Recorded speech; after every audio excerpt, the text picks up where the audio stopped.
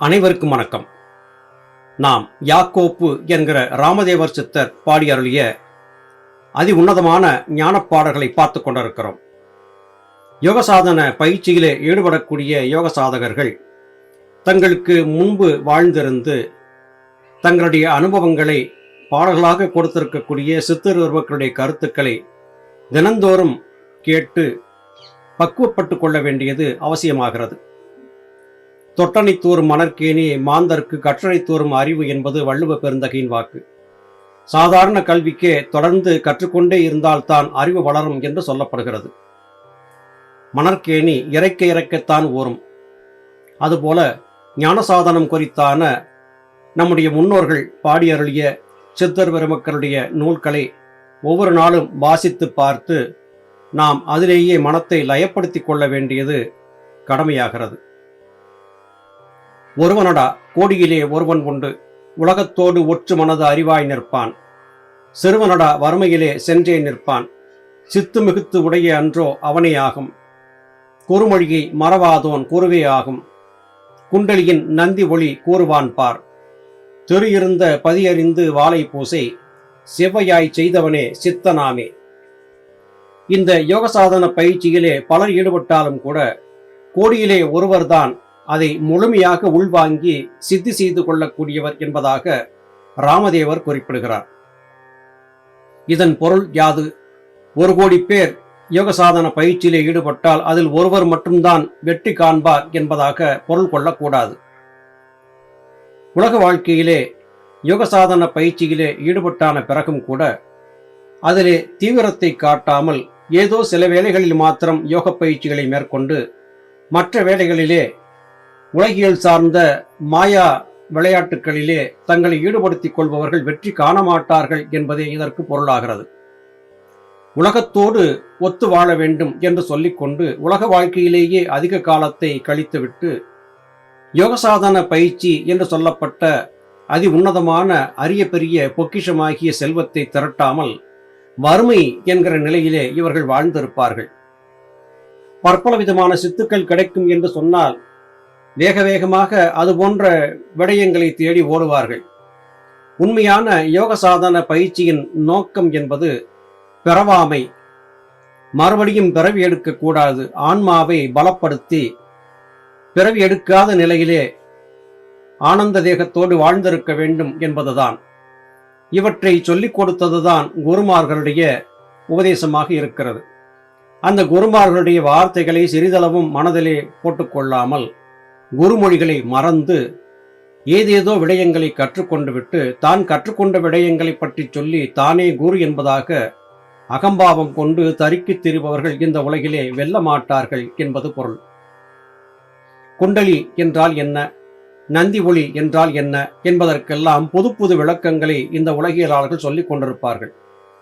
உண்மையிலேயே குண்டலம் என்றால் என்ன, குண்டலினி என்றால் என்ன என்பதை பற்றி இவர்கள் புரிந்திருக்க மாட்டார்கள். முறையாக திரு என்றழைக்கப்படக்கூடிய ஜீவன் இருந்த பதியை அறிந்து வாளை பூசை என்கிற வாசியை சரியாக செய்தவன்தான் சித்தனாக மாற முடியுமே அல்லாது ஏதேதோ பற்பல விதமான கல்விகளை கற்று அந்த கல்விகளை விற்பனை செய்யக்கூடிய வியாபார நிலையங்களை ஆரம்பித்து நடத்தி கொண்டிருப்பவர்கள் ஞானத்தை அறிந்தவர்கள் ஆக மாட்டார்கள்.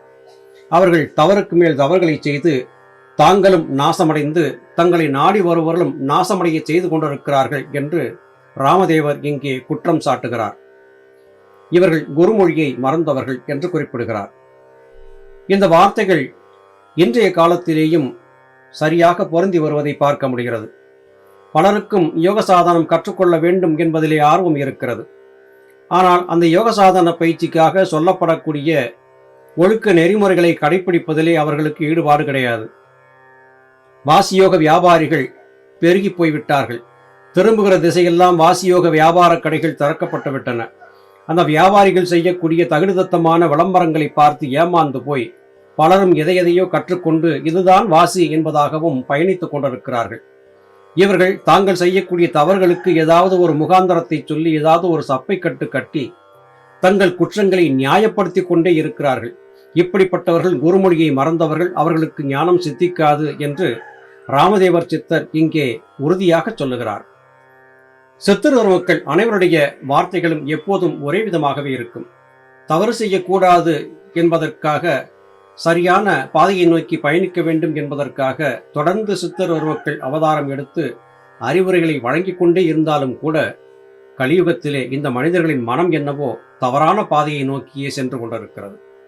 கிராமங்களிலே ஒரு பழமொழி சொல்வார்கள், எண்ணத்தை சொல்லி ஏதை செய்தாலும் கந்தனுக்கு புத்தி கவட்டைக்குள்ளே என்று சொல்லுவார்கள்.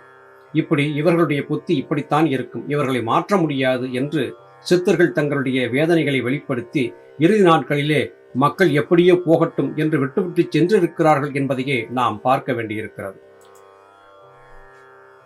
சித்தம் என்ற பெரியோர்கள் பூசை மார்க்கம் செப்பினார் வெகு சோழியாக அமைந்தார். பத்தி கொண்டு பூசை விதி நன்றாய்ச் சொன்னேன், பக்குவத்தை சித்தர்கள் தான் அறிந்து கொண்டு சுத்தமுடன் சூட்சமதாய் வாழை பூசை சொன்னவன்தான் தேவனடா என்று பேசி புத்தியுடன் கண்டவர்தான் அடக்கம் பண்ணி பூரணமாம் குகைதனிலே வைத்திட்டாரே.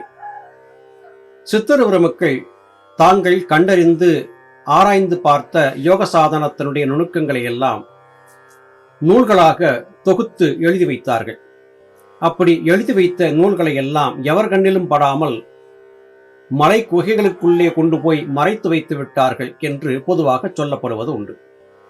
குகையிலே மறைத்தார்கள். எந்த குகையிலே? கல்லாலான மலை குகையிலேயா என்றால் நிச்சயமாக இல்லை.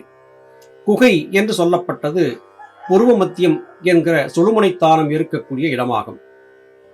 அந்த இடத்தை தாண்டி சிரத்திற்குள்ளே செல்லக்கூடிய பாதை ஒரு கதவால் அடைக்கப்பட்டிருக்கிறது. அதாவது யோக சாதன பயிற்சியிலே ஈடுபடக்கூடிய மாணவர்கள் சித்தர் பெருமக்கள் சொல்லிக் கொடுத்தபடியாக யோக சாதன பயிற்சியை மேற்கொண்டு பயின்று வரும்போது ஒரு குறிப்பிட்ட நிலையிலே குருமார்கள் வார்த்தையை மீறாமல் தங்களுக்குள்ளே ஒழுக்கத்தை கடைபிடித்து பயணிக்கும் போது அவரவர் தலைக்குள்ளே இருக்கக்கூடிய குகைக்குள்ளே மறைத்து வைத்திருக்கப்பட்ட ஜீவனுடைய ரகசியம் அவரவர்களுக்கே விளங்கிவிடும் என்பதுதான் இதற்கு பொருளாகிறது. இதை சரியாக செய்து தன்னை காப்பாற்றிக் கொள்ளக்கூடிய வாசியோக பயிற்சி என்பதைத்தான் வாழை பூசை என்று சொன்னார்கள். அந்த பூசைக்கான விதிமுறைகளையும் வகுத்து சொன்னார்கள். இதுதான் சித்தர்கள் சொல்லிக் கொடுத்த பூசை மார்க்கம். இதை வெகுவாக அவர்கள் சொல்லிக் கொடுத்திருந்தாலும் இதை தப்பும் தவறுமாக புரிந்து கொண்டு விட்ட உலகாயத வாசிகள் அதை பலவிதமான கற்பனைகளோடு கலந்து பற்பல சடங்குகளாக உருவாக்கிவிட்டார்கள். வெறும் சடங்குகளும் சம்பிரதாயங்களும் மட்டும்தான் ஞானம் என்பதாக அவர்கள் தவறாக புரிந்து கொண்டு மற்றவர்களையும் தவறாக வழிநடத்தி கொண்டிருக்கிறார்கள். உண்மையாக பக்குவத்தை சித்தர்கள் சொன்னபடியாக புரிந்து கொண்டு குருமார்கள் மீது முறையான பக்தி விசுவாசத்தை செலுத்தி அவர்கள் சொல்லியிருந்த யோகசாதன பயிற்சியின் நுணுக்கங்களை தன் மனத்திலே வைத்து அலசி ஆராய்ந்து பார்த்து யோக சாதனத்திலே மேன்மை பெறுவதற்கான முயற்சிகளை தொடர்ந்து செய்ய வேண்டும். இதை சரியாக புரிந்து கொண்டு அதன் சூட்சுமத்தை வெளிப்படையாக சொல்லி வாழை பூசையை செய்யும்படியாக வழி நடத்தியவர்கள்தான் தேவர்கள் என்று கொள்ளப்படுவார்கள். அதாவது மனிதர்களை காட்டிலும் உயர்ந்த பக்குவம் பெற்றவர்கள் என்று பொருளாகிறது. இதை உண்மையாக தத்தமது புத்தியை கொண்டு அலசி ஆராய்ந்து பார்த்து தனக்குள்ளே, அதாவது பூர்வ மத்தியத்திலே புலன்கள் வழியாக நாசமடைந்து கொண்டிருக்கக்கூடிய மனதின் போக்கை தடுத்து நிறுத்தி மனதை பூர்வ மத்தியத்திலே அடக்கம் செய்து பூரணமாக மலைக்குகை என்று அழைக்கப்படக்கூடிய பூர்வ மத்தியத்திற்குள்ளாக தன்னை நிலைநிறுத்தி வாசி என்று சொல்லக்கூடிய வாழை பூசையை செய்தவர்கள் வெற்றி காண்பார்கள், மற்றவர்கள் வெற்றி காண மாட்டார்கள், தோற்று போவார்கள் என்பது ராமதேவர் இந்த திருப்பாடல் வாயிலாக நமக்கு சொல்லி இருக்கக்கூடிய அறிவுரையாக இருக்கிறது. அருமை சகோதர சகோதரிகளே, சித்தர்கள் சொல்லி இருக்கக்கூடிய கருத்துக்களை அவரவர் தத்தமது அறிவை கொண்டு ஆராய்ந்து பார்த்து அனுபவப்படுத்தி வெற்றி காண வேண்டும் என்றே அனைத்து சித்தர்களும் சொல்கிறார்கள். எப்பொருள் யார் யார்வாய் கேட்பினும் அப்பொருள் மெய்ப்பொருள் காண்பது அறிவு என்கிற வள்ளுவப் பெருந்தகையின் வாக்கிற்கிணங்க ஞானிகள் மகான்களுடைய வார்த்தைகளை இங்கே நாம் சொல்லியிருந்தாலும் கூட அறிவிற் சார்ந்த சகோதர சகோதரிகள் இவற்றையெல்லாம் தத்தமது சொந்த அறிவை கொண்டு அலசி ஆராய்ந்து பார்த்து தீர்மானிக்க கடவர். மீண்டும் மற்றொரு பதிவிலே உங்களை சந்திக்கிறேன். அதுவரையிலும் நன்றி, வணக்கம்.